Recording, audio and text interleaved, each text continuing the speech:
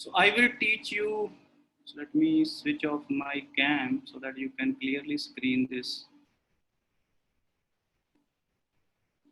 Okay. So can you, my screen is visible to you? Just Yes, sir. Yes, sir. let me go to the first slide.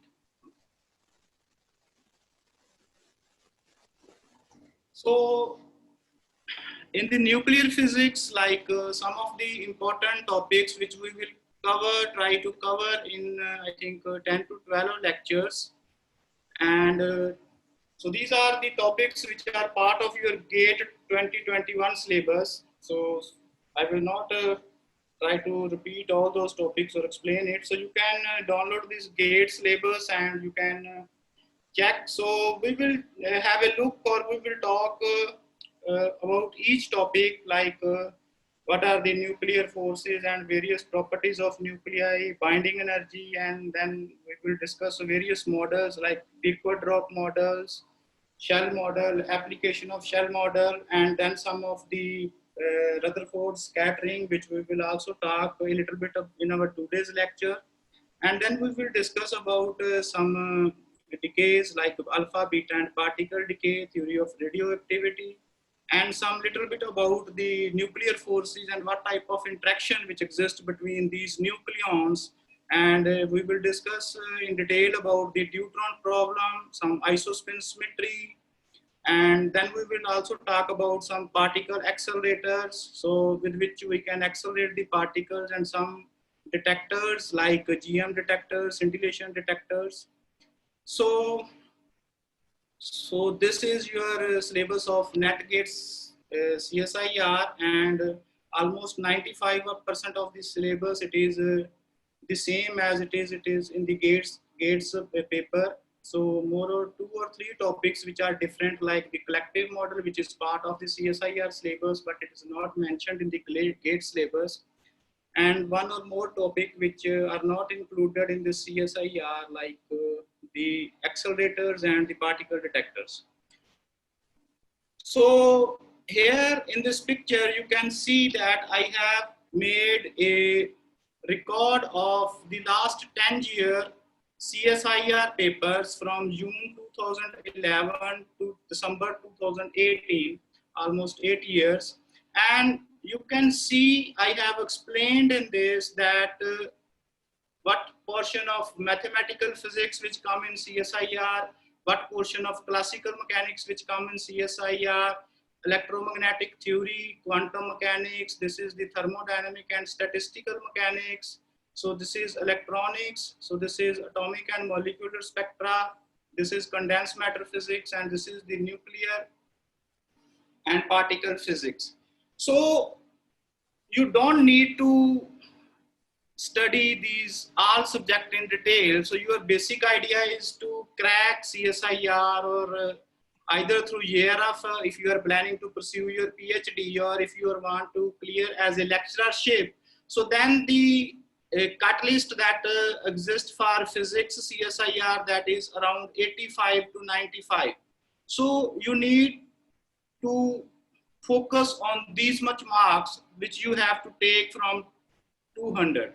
Now, how you can take these 85 to 90% marks, that is around, not percentage, so around 45 to 50% if you can take in CSIR, then you can easily crack as a JRF candidate, and you can be selected in one of the reputed institutes where you want to start your PhD. So like in IITs or IISc, you can easily be a selected candidate.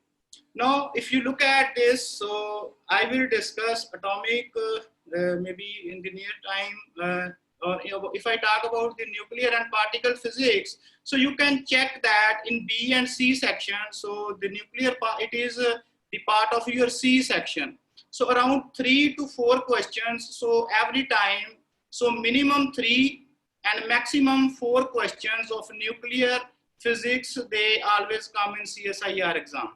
And 1 question that is of 5 marks. So it means that around 15 to 20 marks paper it is from nuclear and particle physics, that is around 8 to 10% of the whole total percentage. So in nuclear physics, we will not go in so much detail. So because the most of the questions which are related to numerical point of view, so we will try to just give a brief idea about the topic, and then we will have some practice about a good exercise about the numerical problems. So these are some of the reference books which I suggest you to read. So to have a good idea about this nuclear physics. So the important book, that is the Bohr and Martinson book. I have a soft copy of this book I can share with you. And the very important book, that is the Kenneth S. Crane. So all the readers, so they suggest you about this. And it is a very, very important book of nuclear physics. So second important book of physics, that is the S.N. Kushal book. So maybe you have read this book during your PG, when you are doing PG in physics. And the other book that is more important or more concentrated about the particle physics, they are the Perkins, so which is a book of the high energy physics, and the Introduction to Elementary Particle Physics by Griffiths. So these are two books that is more or less related with particle physics, and the upper three books, they are more or less related with the nuclear physics. So apart from that, I will also provide some notes to you, some shortcuts to you, so you can use during your last time of examination to have a look over this nuclear physics. So in our today's lecture, we will discuss about the development of nuclear physics, how the idea, how the origination of this nuclear physics research, it comes into line, and then we will discuss, have a look about the structure of nucleus, what is the size, what is the density, and if time pertains, then we will also discuss about this neutron to proton stability curve, or otherwise we will discuss in the next lecture. So what are the milestones in the development of nuclear physics? Now the discovery of radioactivity, so like in 1895, scientist Röntgen, so he has discovered the X-rays, and 1 year after, in 1896, Henry Becquerel, he observed that the uranium atoms, the crystals of uranium atoms, they are emitting some sort of radioactive particles, and which are affecting the photographic or photoelectric plates.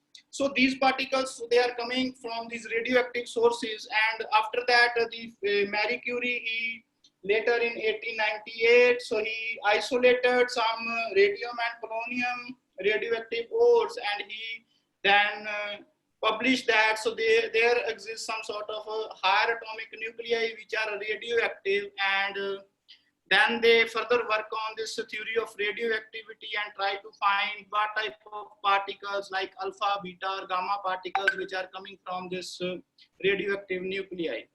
Now, so in 1897, so J.J. Thomson and his researchers, so they discover a famous tube which is known as the cathode ray tube, and they do see that the discharge of electricity, it takes place through gases. So when they are applying some sort of electrostatic potential to metal plates, and from that, the J.J. Thomson, he tried to find that these particles which are being ejected from this negative electrode, and they are being affected by this electric field. So these are the electrons.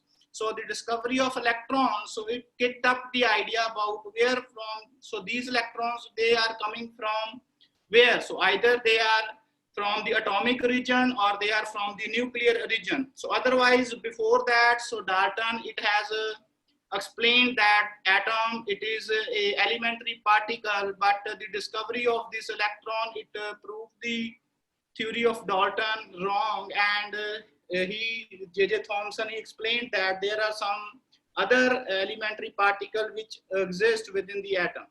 So later on, W. Thomson, he proposed in 1907 the plum pudding model, and he explained about the structure of atom. So this we will also discuss in our today's lecture. So this plum pudding model or the water model, it has been proved wrong by the famous scientist Rutherford, which has explained in 1910-11. So the famous discovery of the alpha scattering, which are being scattered from some sort of heavy body which is existing within the nucleus. And before that, Rutherford, he has discovered some sort of radiations in 1902 and in 1903. So he has explained already that there are some sort of alpha, beta, gamma radiations which are coming out, and these radiation, they have some adverse effect to the photographic or photoelectric plates. So regarding his discovery, Rutherford, it has been get his Nobel Prize in 1908. And you will be surprised to know that Rutherford done his major important research work after getting the Nobel Prize, because his theory of alpha scattering, it comes in 1911. But he already got the Nobel Prize in 1908. So Thomson, we will discuss what is the Thomson model of the atom. So the J.J. Thomson in 1897, so he made a piece of equipment, so which is generally known as the cathode ray tube, and he made this tube a vacuum tube. So he has expelled all the air from this tube and make it a vacuum, and when he applies some sort of electrostatic plate, electrostatic potential to this from this tube. So just a minute. So you can see that. So when we are applying some strong electrostatic potential on the two sides of this plate, and there is some sort of illuminations. So he has kept some inert gases within this plate like argon or xenon. And when he's applying some sort of high electrostatic potential, and then due to the movement of this current, so these gas particles, so they are illuminating some sort of light. And this gives us the idea. So from this, where this light or this luminescence it is coming, so either there are some sort of photons, so which are being coming out from the atom, or either there's some sort of other structures which are coming out of this atom structure. So what he later did is, so he applied another battery to some other end from where it is collecting those particles. So this is the negative cathode electrode. So he has applied this high voltage, and you will see that some particles which are originated from this negative end, and they are being attracted toward this positive end. And at the positive end, he applied another battery, and you can see from this picture that these particles, they are rather moving toward a straight line, so they are being attracted towards the positive end of the another battery.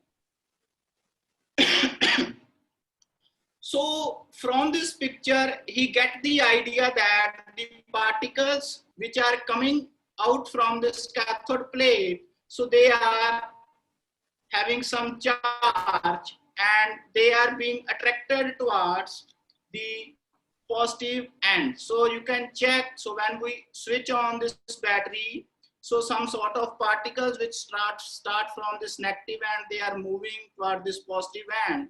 And now when I apply some sort of battery, you can see that he has applied some sort of strong electrostatic field, and the path of these particles, it has been changed. So rather moving toward the straight lines, so these particles, they are collected towards the positive end of the battery. So he found that the moving particles, so which are being attracted toward these particles, so he found it is having a negative charge. So what are the outcomes of this famous J.J. Thomson experiment, which he proved? He proved that atom of any element, it can be made to emit tiny negative particles. So atom, it is not a elementary particle. So before the Dalton theory, which says that atom, it is the elementary particle and we cannot break it into further. So he proved the theory of Dalton as wrong, and he said that there are some sort of tiny negative particles which are coming out of the atom structure. And from that he concluded that all atom must contain these negative particles. So atom or molecules, whatever the atomic number it has, so these tiny negative particles, it is present in all the atoms. And he said that atom did not have a net negative charge. Now, before his experiment, if you remember the Wilson experiment, Cloud Wilson, he designed a cloud chamber, and another Millikan experiment, oil drop experiment. So what they have said that the matter has two opposite charges, positive and negative charges, and they have cited in their research paper that the matter, either atom or molecules, so they are neutral, having equal and opposite charge. So same number of negative and same number of positive charge, it is present in the atom, and the overall charge on the atom, it is considered as neutral charge. So what Thomson suggested that, so there are some sort of another positively charged particle which is also present within the atom and which is keeping this atom as a neutralized particle. So he discovered electrons so far. So later in 1907, so William Thomson, he proposed a model which is known as the plum pudding model, or you can also call it as the watermelon model. So what he proposed in his model, that the negative electrons, so they were embedded all across the atom structures. So like a bees, or with, so you have seen the structure of watermelon. So all the fluid, so that is the positively charged particle, and the electron, they are some sort of seeds like a watermelon seeds. So they are scattered randomly all across the atom. So the positively charged, so they are the cloud which is having scattered, or a fluids which is scattered all across the atomic structure. So these are some of the discoveries of Thomson. So they know that the electron, it is being emitted from matter. So they proposed this model, in this model, that atom consists of small negative electrons, so which are embedded in a massive positive sphere, and the positive charge, it is scattered all across this sphere. So electrons, they are like the currents in a plum pudding model. So the same as plum pudding means, so everywhere, so there are some puddings and there are some plums, or you can say chocolate seeds, or so which are present in something like in a cake. So this is called the plum pudding model of the William model. So another milestone which comes in this nuclear physics field, so in the year 1911, so when Rutherford, along with his other researcher, Giger and Marston, so they tried to perform some scattering experiment. So what they established, that the nucleus, it could be treated as a point mass and a point charge. So most of the atomic mass, it was contained not all across or not around the boundaries of the spherical atom. So while the positive charge, it is present within the center of the sphere. And there is some sort of forces, so which has been further not explained by Rutherford, but some sort of Yukawa interactions which has explained in 1920 odds, and which are keeping these nucleons so within this nucleus.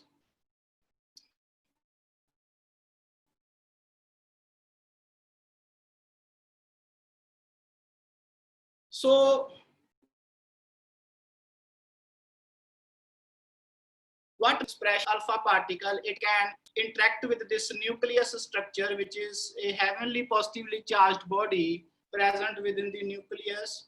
So we will do the derivation of this to find out the value of this d. What is the minimum distance from where these particles, so they get scattered back. So in his alpha scattering experiment, so what Rutherford explained that the nucleus, it has a relatively small diameter compared with that of atom. So the size of the nucleus, it is of the order of 10 to the power minus 14 to 10 to the power minus 15 as compared to the size of atom, which is of the order of 10 to the power minus 10 meter. And he also explained that most of the mass of this atom, it is concentrated in the center of the atom, which he explained, which he gave the name as the nucleus. Now, how this alpha scattering experiment, so the idea of doing this experiment, it comes in the mind of Rutherford. So in the early days of the atomic theory, so many physics, they are trying to explain the atomic structure, and in the year 902, Rutherford showed that the alpha particles, they are being emitted from some sort of unstable radioactive materials.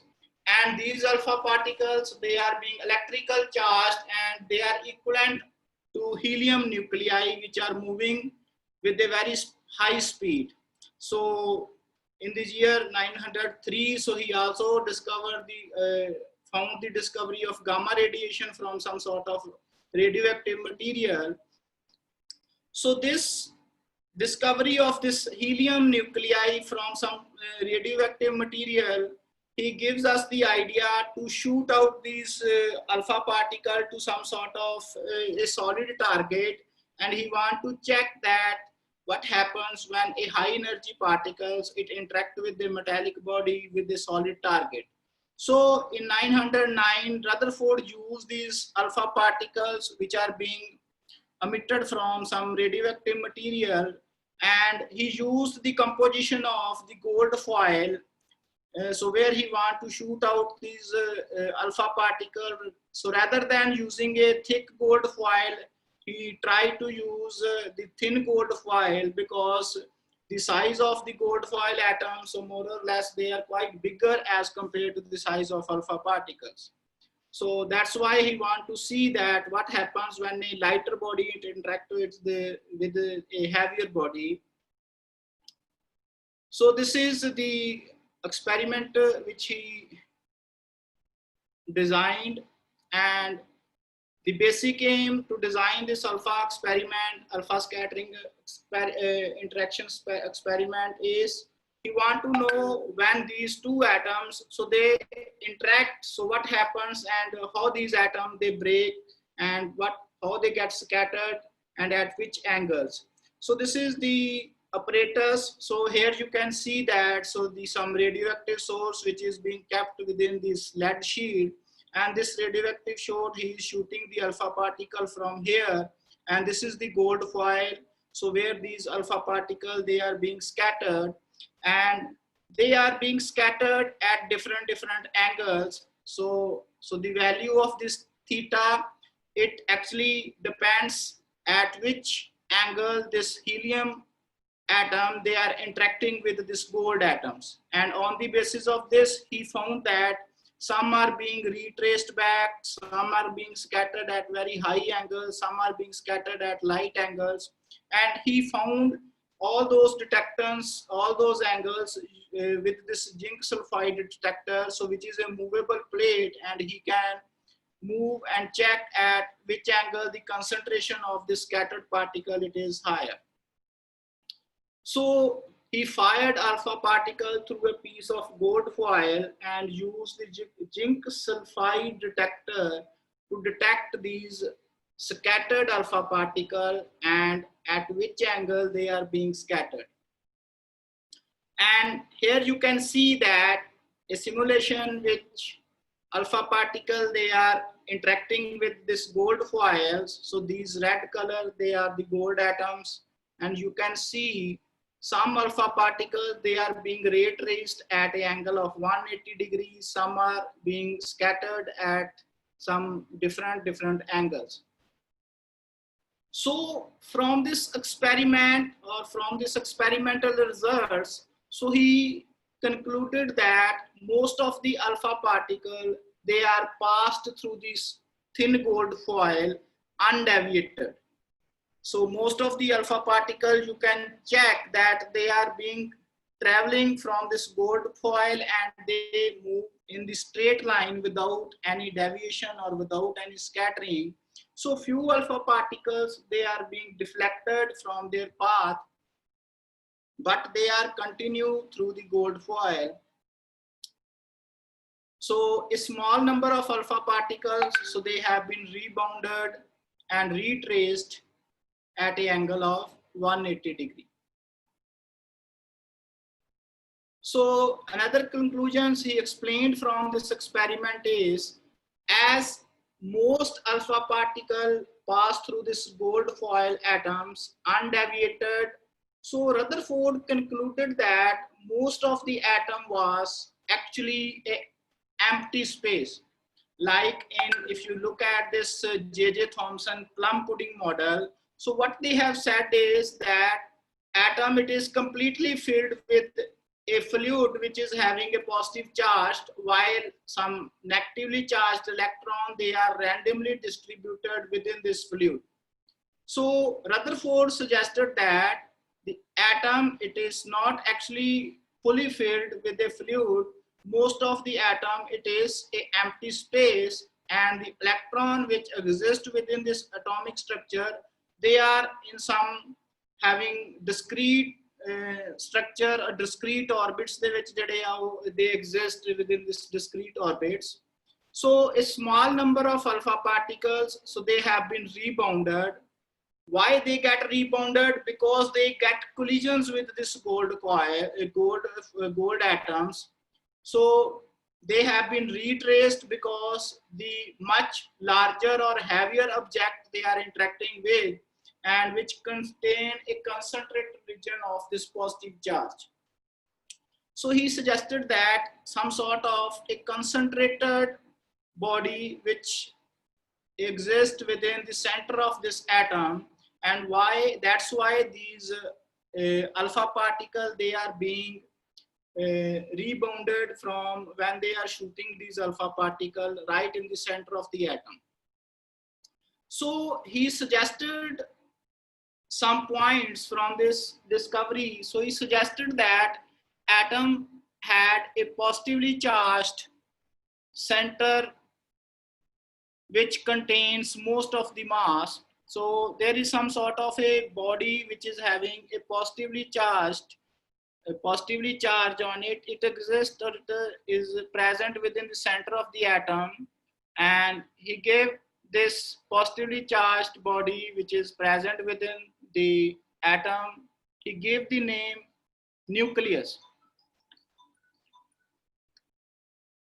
So he further suggested that this nucleus, it was surrounded by this electron in some orbits, and that's why this whole atomic structure, it is completely neutral, because now there are positively as well as negatively charged particles, they exist, and these electrons, so they are moving in some sort of orbits, like the student of Rutherford, Bohr, later on explained this how these electrons, they are present within the atomic structure, and he explained about the Bohr atomic spectra or Bohr atomic model.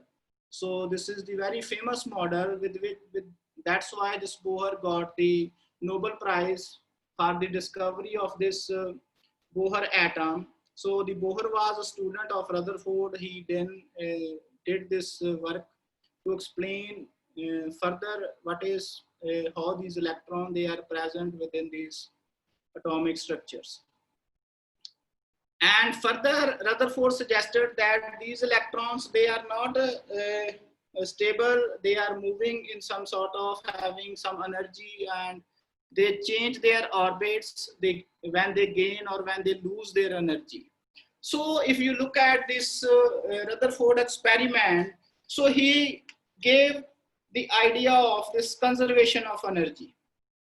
So from this conservation of energy, so he drew out a physical picture that this alpha particle, which is having a +2 charge, that is 2 times, because it is structure of helium 4, so it has 2 protons, so that's why he considered it has 2e charge, and m is the mass of this alpha particle. And when these alpha particle, they are moving with this gold foil, so with the kinetic energy, that is E, and these alpha particle, they experience some sort of Coulomb repulsive forces. So these particles, when they move toward this nucleus, and when they come closer to this nucleus, which is a strongly positively charged body, and alpha particle, which is also a positively charged, and when this strongly positively charged, it repels this positively charged structure, and that's why it retraces its path, and these particles, they are scattered at different angles. So in this interaction, so total energy, it is always conserved, and the kinetic energy of this alpha particle, it is being converted into the potential energy as these alpha particles, they are approaching toward this nucleus. And he tried to find out the distance, which is known as the distance of closest approach, up to which maximum distance these alpha particles, they can go closer to this nucleus, or this distance from there, that distance they get retraced or they get rebound back, and that distance is known as the distance of closest approach, and they do not move ahead because of the strong Coulomb forces which exist between these two particles.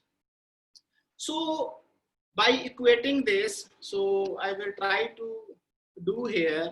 So when the kinetic energy of this alpha particle, they are approaching toward this nucleus, so they are converted into potential energy. So if they are moving with the velocity v, and m is the mass of this alpha particle, and this is equal to the penetration energy. So a particle or a helium particle, or later on they done some experiments with the electrons, and they suggested that, so there is some sort of penetration energy which is minimum required by a particle if we want to interact with this nucleus.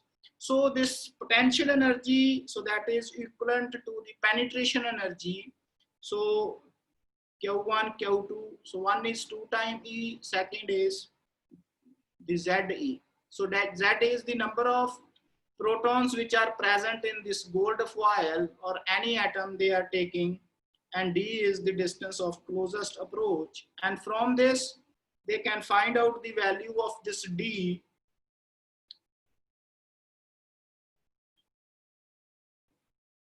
into 2 over mv square. So this comes out to be Z into E square over 4 epsilon naught into mv square. So for gold foil, Z is 79. The atomic number of gold foil is 79, and this mass of alpha particle, that is 6 into 10 to power minus 27 kg. And suppose these particles, they are moving with a velocity that is of the order of 10 to power 7 meter per second. So that is the maximum velocity with which they can travel, because they are very heavier particle. So they cannot travel at a speed of light. So the maximum energy with which these alpha particles can travel, that is of the order of 10 to power 7 meter per second. And putting these values, so he found the kinetic energy of these alpha particle, that comes out to be 5.486. So if they are moving with this energy, and epsilon naught, that is the permittivity value, it is 8.85 into 10 to power minus 12. And from that, by putting all these values, you can find out this distance of closest approach if the alpha particle, which is moving with the velocity of 10 raised to power 7 meter per second towards this gold foil, and it comes out to be 4.15 into 10 raised to power minus 14 meter. And Rutherford then changes his target, and he done some alpha interaction with silver atoms, and then he done with copper atoms. And with copper atoms, so whose atomic number is silver atom, so Ag, so whose atomic number is 47. So this comes out to be 2.47 into 10 raised to power minus 14. So with copper atom, so he found this distance of closest approach, that is around 1.2 into 10 raised to power minus 14 meter. So the value of this D, it is around 10 raised to power minus 14 meter. So from this, he suggested that some points. So he concluded that the positive charge of the atom, so they were concentrated in the sphere whose radius was no longer than about 10 raised to power minus 14 meter. So because the maximum distance with which these alpha particle, so the distance between this centrally positively charged body and the alpha particle at a distance, they are being retraced. So that is of the order of 10 raised to power minus 14. So he considered that, so if this is the maximum distance, then the size of this atom, it should be size of this nucleus, it should be around 10 raised to power minus 14 to 10 raised to power minus 15. And so this changes as the atomic number of this nuclei, it is being changed. So he derived this size of this nuclei in terms of femtometer. So he explained that the atom whose size is of the order of 10 raised to power minus 10 meter, and the size of the atom, it is much greater as compared to this nucleus, which is a heavenly small body which is present within the center of the atom. So this is all about some sort of interaction. So now you will wonder that, so we generally talk about that the nucleus, it consists of nucleons, and nucleons, that is neutron and proton. And the discovery of this neutron, it is in the year around 1932. So when Chadwick explained about the discovery of neutron, and he gave this name that another particle which is present within this nucleus, and that particle having a neutral charge, and along with that there is some sort of a positively charged particle, so that is proton. So Rutherford in the year 1913, he explained that some sort of positively charged particles which are present within the nucleus. So from this 1913 to 1932 or 35, so there are various hypotheses, various models which comes into line. So I will not go in detail all about that. So like the proton electron hypothesis, so some people are saying that electron which are part of this nucleus, and they are present along with this neutron, along with this protons. So this hypothesis, it got failed. So due to some wave mechanical phenomena, so when the quantum physics, it comes into line, and they found out that the value of this wavelength of this particle, it is very high as compared to the size of these particles. So when the origin of this quantum mechanics, it comes into line, so then these various models, so they get failed. So after that, there is a hypothesis, that proton neutron hypothesis. So the idea of this hypothesis, it basically comes in this year 1921. And so people are aware that some other particle which is present within the nucleus along with this proton, and we will discuss how these particles they interact, like when we will discuss about the nuclear forces and how these proton and neutron, so they are being present within these nucleus. And we will also talk in the coming lectures about the meson theory of like the Yukawa interaction which exists between these particles. And there is some other particles after the discovery of the quark models, like the muons or the pions, they are also present within these nucleus, which are binding these nucleons closely to make a stable nucleus. And how these proton and neutrons, so they are being changed from one particle to another particle. So when they are exchanging these neutral pions, these positive pions or these negative pions. So we will talk in detail about this meson theory and how these nucleons, so they are interacting with each other within this nucleus in the coming lectures. So talking about the general properties of these nuclei. Button बंद करो फिर दिखाने का बड़ा था. So please mute your mic, Sarika.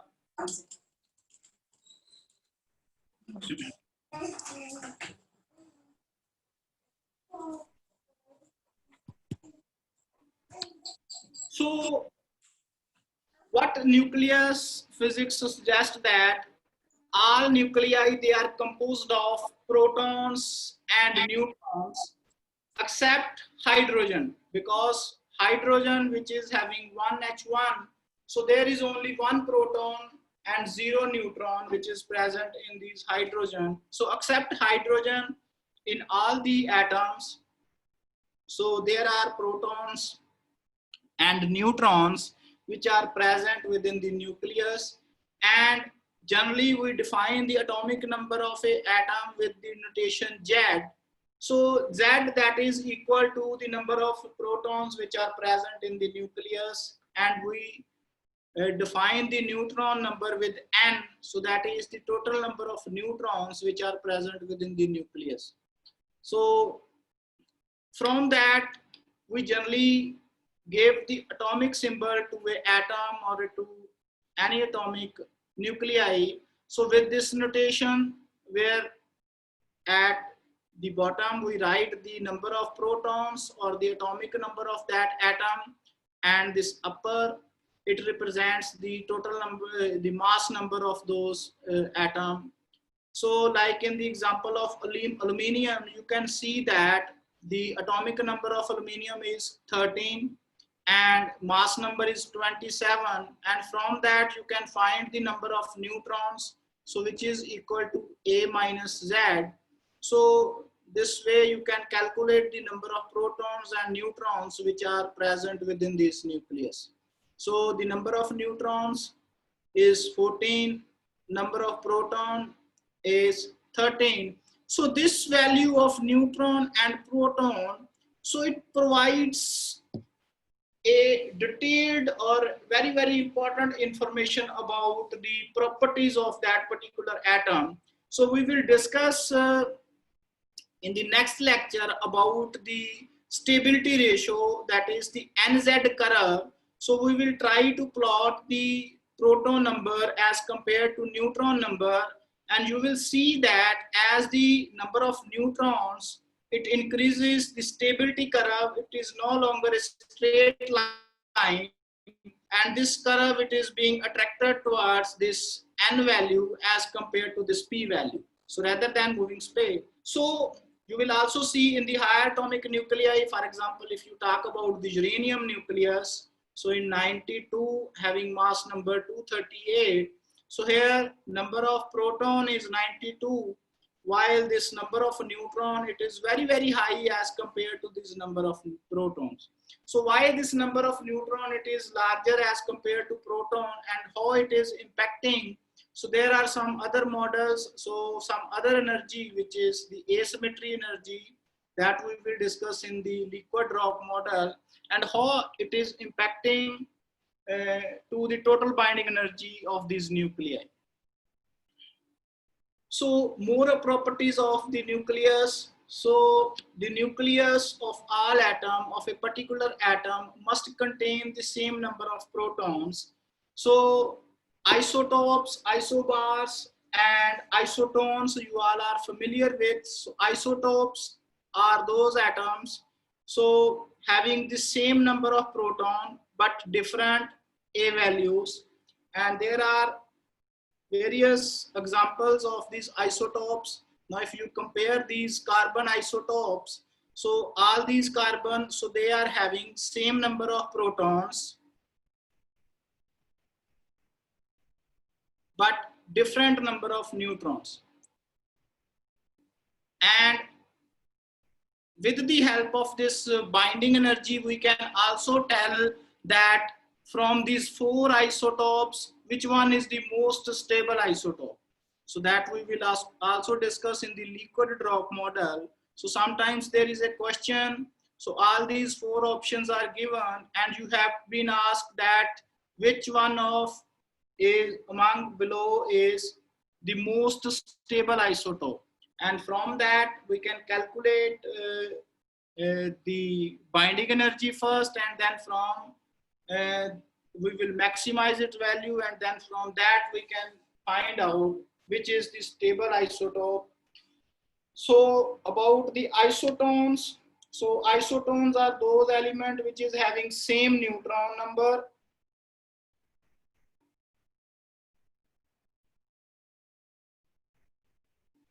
So for example, this carbon 613 and this 714, so they are the isotones, so which is having same neutron number. So similarly, you can find out the isobars. I will write it here.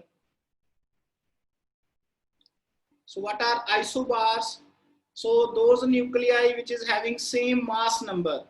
So for example, 6, 14 and 714. So these two are isobars having same mass number. So similarly, this concept of this binding energy, it gives the idea about the mirror nuclei. So mirror nuclei are those nuclei having same mass number, but with the proton and neutron number interchanged. So what are mirror nuclei? So sometimes there is a question. So find out which are the mirror nuclei among this 6C11 and 511. So mirror nuclei are those nuclei which is having same mass number, but proton and neutron number interchanged. And for example, in this case, carbon proton number is 6 and neutron number is 11 minus 6, that is 5. While in this boron, proton number is 5 and neutron number is 6. So proton and neutron number, it is interchanged by 1 unit. So these two atoms, they are known as mirror nuclei.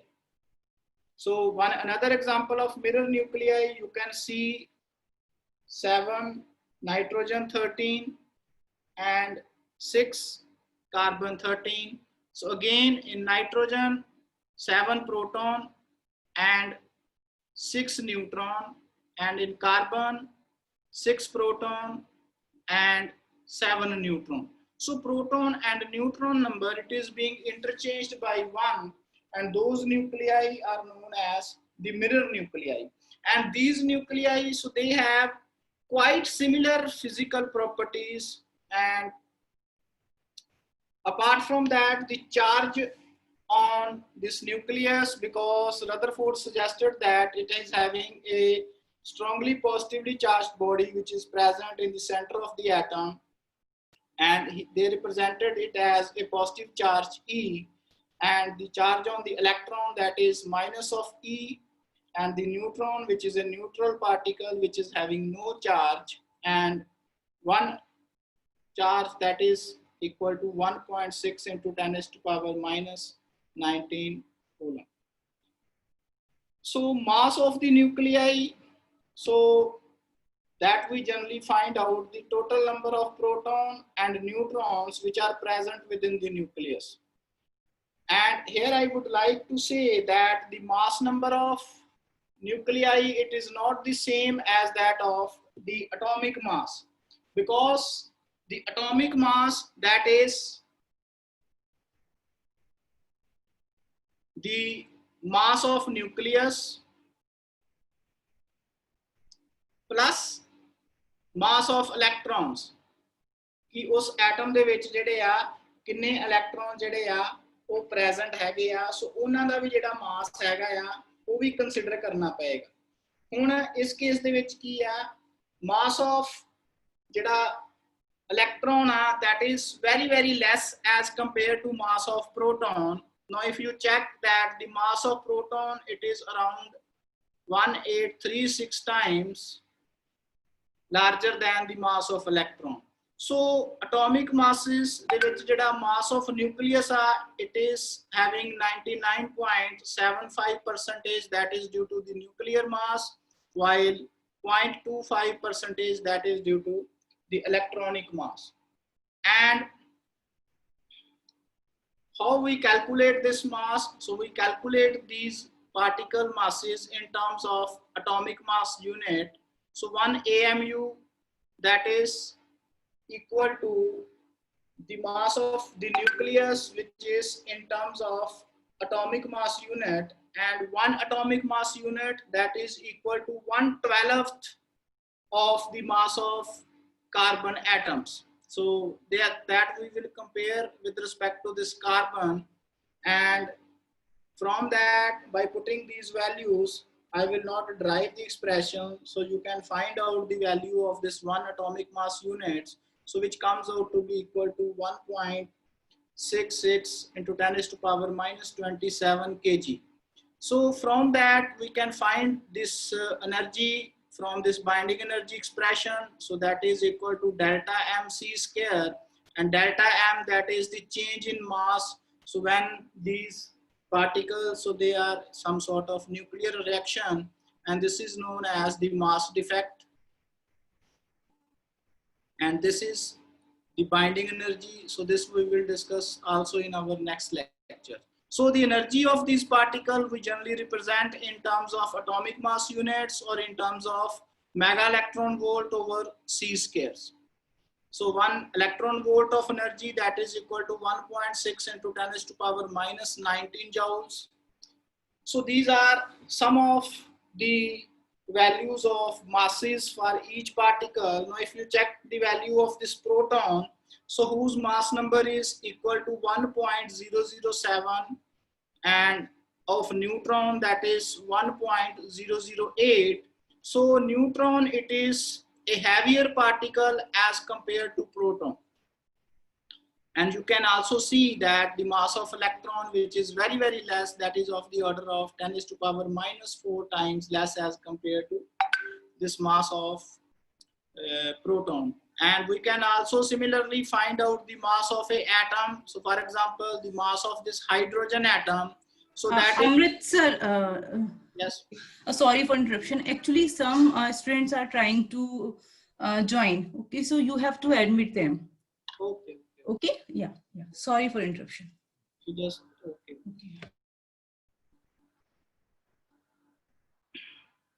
So they can ask, student can also ask me, so if they feel anything in between the lecture. So if you look at this mass of a atom, like if you look at the example of this proton, and in this hydrogen atom, which is having 1 proton and 1 electron, and you can collectively find out the total mass of this atom, and it comes out to be equal to 1.07825. So this includes So you can find out or compare the value of this proton mass as compared to this hydrogen mass. So that is 0.5 value it is increased, and that is due to the mass of electron which we have added. So by adding the number of electrons which are present and multiply the mass of these electrons plus adding the mass of nucleus, you can find out the total mass of an atom. So the size of nucleus, so that is we generally find out with this relation, and the nuclear radius, that is equal to R naught A 1 by 3. So where A is known as the mass number, we will try also the one or two numericals related with this. And this R naught, that is the standard value or the average radius of a stable nuclei. So we generally consider that the stable nuclei which is having a spherical shape, and when as the number of protons and neutrons, so they increase the size of this nucleus. It can be a prolate or it can be an oblate, and from that we can relate or we can find out the change in quadrupole movement or change in magnetic movement.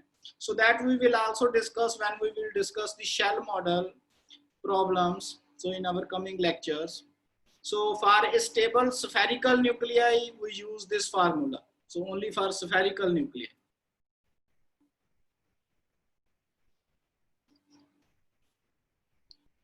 And the density of these nucleus, so that we can calculate. So the density, that is equal to mass per unit volume, and the mass of nucleus,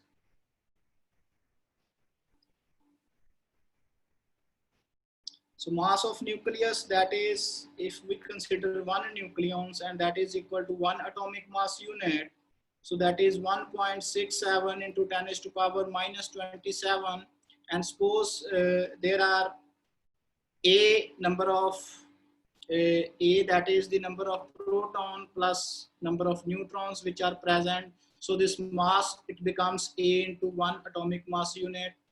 And volume of nucleus, that is if it is a stable spherical nucleus, then we will consider the formula of a sphere, that is equal to 4/3 πr². And from that you can find out the density. So density comes out to be mass per unit volume, and mass is A into 1.67 into 10 raised to power minus 27 over 4/3 pi into R. Here we will consider that is of the order of R naught A 1/3. And when you calculate it, so R naught cube into A 1/3 the cube, so it becomes A. So this A and A get cancelled, and this density of nucleus, it is around 2.3 into 10 raised to power 7 kilogram per meter cube, and this is very, very high. So you can find out the particle density from this. So the nuclear particle density, if I try to find, and then from that you can find out the value, or you can judge that. So how heavy or how dense a nucleus it is. So the nuclear particle density, so that is equal to the nuclear mass density over nuclear mass. So the nuclear mass density which we have derived, that is of the order of 10 raised to power 17 kg per meter cube, and the nuclear mass, that is equal to 1.67 into 10 raised to power minus 27 kg, and it comes out to be 10 raised to power 44 nucleons per meter cube. So this is a very huge number. So how dense a nucleon is, so you can have an idea that how many number of nucleons they are present in per meter cube volume of a nucleus. So this is all about for today's lecture, and now related to that we will do some numerical problems. So let us check the first problem, which is in the NET 2011 examination. Now it says that the radius of copper nucleus, it is measured to be 4.8 into 10 to the power minus 13 centimeter, and we have to find the radius of this magnesium nucleus. Now, as I have explained to you that the radius of a spherical nucleus, we use this formula R naught into A1 by 3. So radius of copper, it is given, radius of magnesium that we have to find, and it comes out to be mass of copper over mass of magnesium power 1 over 3, and mass of copper, so you can check from here, so this represents the A, so mass of copper, that is 64 over mass of magnesium, that is 27, and from that radius of copper that is given, and from this you can find out the radius of magnesium. So this radius of magnesium, so it comes out to be, so they get cancelled, so they are 64, it is a cube of 4, and 27, it is a cube of 3, so this becomes 4 by 3 into 1 over 3, so they get cancelled, and this is equal to 4 by 3. So radius of magnesium, so it comes out to be 3 by 4 into radius of copper, and by putting these values you can find it comes out to be 3.6 into 10 to the power minus 13 centimeter. And you can see that option C is the correct option. Now in the second part of this question, so what they have asked is the root mean square energy of a nucleon in a nucleus of atomic number A, how it varies. So we have to find the energy relation with this mass number. So here I would like to say that, just a minute. Okay, so let me erase it. So then we will try to solve there. Okay.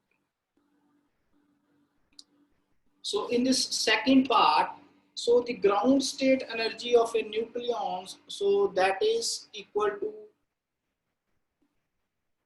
P into C square plus the total rest mass energy of a nucleus. And from this, so the value of this E, it comes out to be P square C square plus M naught square C power 4, where M naught C square, that is the rest mass energy,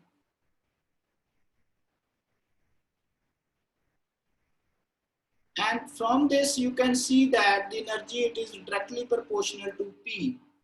And using the Heisenberg uncertainty principle, so which says that the position and momentum, so they cannot be same at the same time, and he derived this relation, so that is the famous quantum physics. So the particle, so its momentum and its position, it is changing with respect to time, and delta x into delta p, it should be of the order of h bar, and from that delta p, it is equal to h bar over delta x. Now here is a trick. So delta x, how we can find? Now if you talk about a nucleus, so suppose it is having a radius r, and the probability of existence of the nucleons within this nucleus, so maximum it can be of the order of 2r. So anywhere it can exist. So the value of delta x, so until these nucleons, so they are in the bound state or they are present within the nucleus, so it is of the order of 2r. So here we consider the value of delta x, that the maximum change in position of these nucleons, so it is of the order of 2r, and r is the radius of nucleus, so which is of the order of r naught a1 by 3, and from that you can see that the delta p, it is directly proportional to a minus 1 by 3 or it is inversely proportional to A1 by 3. So this is one relation and this is another relation. So it is directly proportional to momentum. So energy will be directly proportional to -1/3. So you can check these relation. So option C is the correct option. So moving towards the next problem, so that is came in the Tata Institute of Fundamental Research Examination. So this is also a very famous research institute. So for those research aspirants, so which want to do research, do further research. So it has many branches, TIFR, so you can move like in a park, Baba Atomic Research Center, that is in Trombay in Bombay. So you can be shifted to CAT, so that is in collaboration with this park. So CAT is also a famous research institute, so which is doing some sort of high energy physics. So this institute is present in Indore. So you can do PhD in these institutes through these TIFR examinations. So a proton is accelerated to a high energy E and shoot at a nucleus of oxygen. In order to penetrate the Coulomb barrier and the surface of oxygen nucleus, the value of E, it must be at least. But what the problem is saying, so we are shooting protons to oxygen nucleus and we want that they get penetrated within this oxygen nucleus. Now, in order to get this penetration, what will be the minimum energy which is required for this proton? And how we can calculate? So as I have explained, so as one particle it is approaching the another particle, the kinetic energy of that particle, it is being changed into the potential energy. And the penetration energy or the potential energy, so that is equal to Z square over 4 pi epsilon naught R. And for oxygen, so Z is 8. So putting these values, E is 1.6 into 10 to the power minus 19 square over 4 pi epsilon naught. You can directly put its value, that is of the order of 9 into 10 to the power 9 into R. So R is equal to R naught A1 by 3. A is the atomic mass. So atomic mass of oxygen, that is 16. So, and R, that is equal to 1.2 femtometer. So R into 1, you can see 16. Just a minute. So it is equal to R. So this comes out to be 16 1 by 3. Okay. So when you solve this, the penetration energy, so it comes out to be of the order of 3.4 into mega electron volt.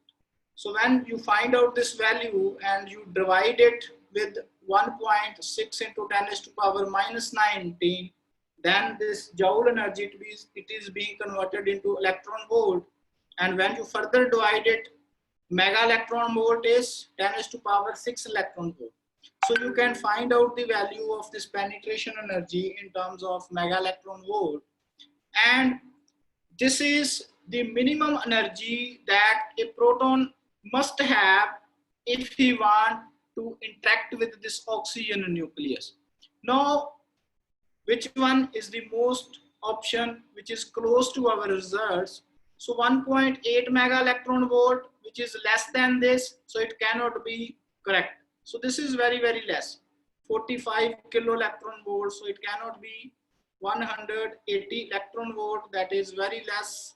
So 3.6 mega electron volt. So the proton must have a energy greater than this penetration energy if we want to interact with this oxygen nucleus. So our correct option is option A. So next question is, the stable nucleus that has 1/3 the radius of osmium nucleus. Now osmium, so whose mass number, that is 189, and atomic number I think it is 76. And so here we will use the radius formula. So we have to find the nucleus which is having 1/3 of the radius of osmium. So let us say I compare these two values with A1 over A2. So one radius, so that is our osmium, which is 3 times the radius of whose mass number which we have to find. So mass number of osmium is given, and from that we can find the mass number of other nuclei. So this 1/3 goes the other way around, so it becomes power of 3. And you get this relation, so that is 27A2, that is equal to 189, and from that you can find out the mass number of another nucleus, which is 1/3 of the osmium radius, and it comes out to be 7. So the value of mass number 7, that is of lithium. So that is our correct option. So the last question for today's lecture, so that is the volume of a nucleus in an atom, that is proportional to which option? Now what is being asked कि जेड़ा सानू volume जेड़ा आ volume जेड़ा आ वो किदे comparative जेड़ा आ वो होएगा. So how you can find out? Yes, any idea?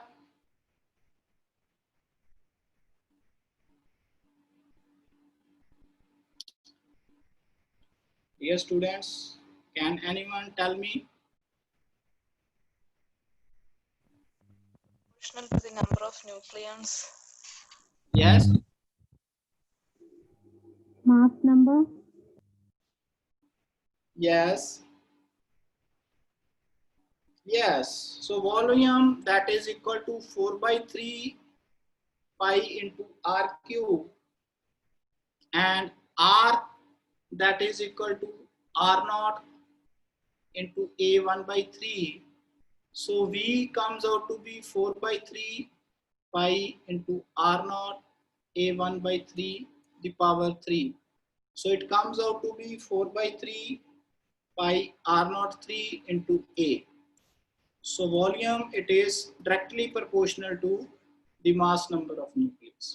So option A is the correct option. So here you cannot write the proton number because the nucleus which is having proton and neutron which are present within the nucleus. So one more question is there. The mean momentum of a nucleon in a nucleus with mass number, it varies as, so I think the same problem which we have already discussed. So any student can also guess? Option D. D? Yes. So the momentum of a nucleon in a nucleus, it varies inversely proportional to a 1/3. Now how you can calculate? So that we have already derived. So delta x over delta p. So using the Heisenberg uncertainty principle, and from that you can find out h, that is delta p, which is h bar over delta x. So delta x, so that can have a maximum value which is of the order of 2r, and from that putting the value of r, so you can find out r naught a 1/3. So delta p, it is inversely proportional to a 1/3 or directly proportional to a minus 1/3. So these are some of the questions. So in order to give a flavor what type of questions which can come related to this the starting topics of nucleus. And this is the assignment for today. And you must try these questions. And there are some questions which are related with binding energy, and some questions which are related with electron proton hypothesis, some questions which are related with the packing fraction or the binding energy of nucleons and how it varies. So we will try to cover the topics in our next lecture about the neutron proton ratio and the binding energy curve. So that is very, very important question or very, very important topic in nuclear physics. So I will share this slide also with you, and in our next lecture we will also discuss these problems along with the topics which we will discuss on that day. So any doubt, any questions from today's lecture, you can ask me.